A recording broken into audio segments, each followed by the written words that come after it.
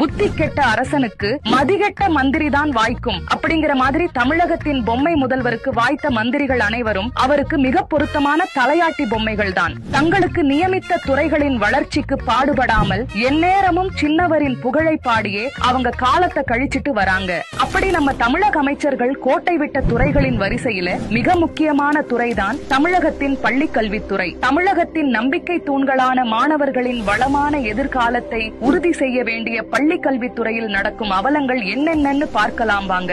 62 லட்சம் ரூபாய் மதிப்பில் கட்டி 3 மாதங்களுக்கு முன்பு திறக்கப்பட்ட பள்ளியின் தற்போதைய கட்டடத்தின் நிலைமை மாணவர்களுக்கு ஆபத்தை விளைவிக்கும் நிலையில் உள்ளது.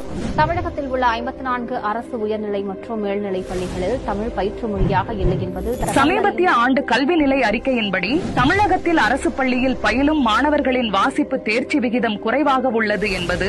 தமிழ்நாட்டில் அரசு பள்ளிகள்ல 4500 தலைமை ஆசிரியர் பணியிடங்கள் காலியாக 111 மாணவர்களுக்கு 2 தற்காலிக ஆசிரியர்கள் மட்டுமே உள்ள அவலம் ஏற்பட்டுள்ளது. இப்படி தமிழகத்தின் பள்ளி கல்வித்துறையை பத்திக்கிட்டு எரியுதே, அந்த துறையோட அமைச்சர் என்னையா பண்றாருன்னு தேடி பார்த்தால் இவரு பேருதான் அன்பில் மகேஷ் பொய்யாமொழி. பேருக்கு ஏத்த மாதிரியே ரொம்ப அன்பானவர். யாரு மேல? நம்ம சின்னவர் மேலதான். எனக்கும் இந்த படத்துக்கு சம்பந்தம் இல்ல, எனக்கும் இந்த படத்தோட ஹீரோக்கும் சம்பந்தம் உண்டு, மன்றம் பசங்களுக்கும் சம்பந்தம் உண்டு.